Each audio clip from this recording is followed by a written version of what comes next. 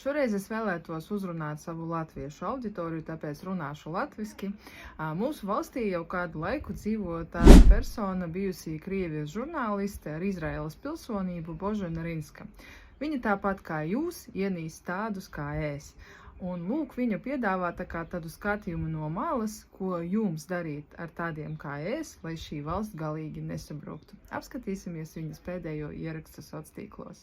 Jau pašā sākumā viņa pasaka, es ienīstu vatņikus un Krievu pasauli, bet vienlaikus viņa jums paskaidro, valoda nav vainīga, vainīgi ir cilvēki.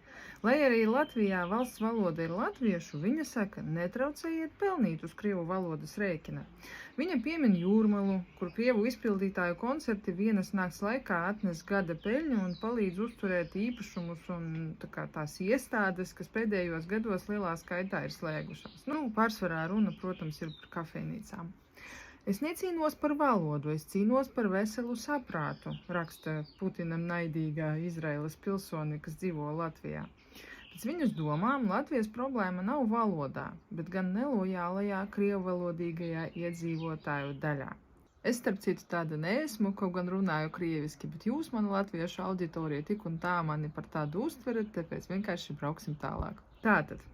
Božena atgādina, ka šie iedzīvotāji ir šīs valsts pilsoņi. Gāzes kameras un deportācijas Eiropas Savienība neatbalstīs. Tas ir īpaši jauki un sirsnīgi. Tāpēc viņa aicina pārtraukt centienus izspiest šos cilvēkus no valsts, jo ir skaidrs, ka tas nav izdevies. Un viņa aicina rīkoties ar laipnību, aizspiežot degunu un sakostot lūpas. Arī tas ir ļoti jauki, bet ar laipnību. Tagad pāris vārdu no manis. Vienotā etniskā nācija Latvijā nesanāk. Tā ir realitāte. Pārāk daudz Krievu. Viņi šeit pieder, tā ir viņu māja. Es ar saviem bērniem turpināšu runāt krieviski. Tā ir un būs. Taisnīgi, netaisnīgi, patīk, nepatīk, bet tā ir. Ar to jāsamierinās. Tāpat ir skaidrs, ka šeit nekad nebūs pilnvērtīgas divvalodības, jo pārāk daudz latviešu.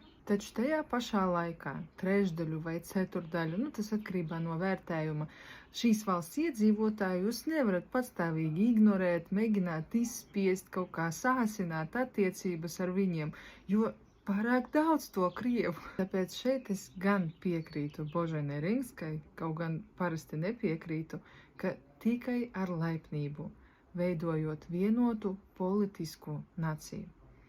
Gaidu jūsu laipnos komentārus.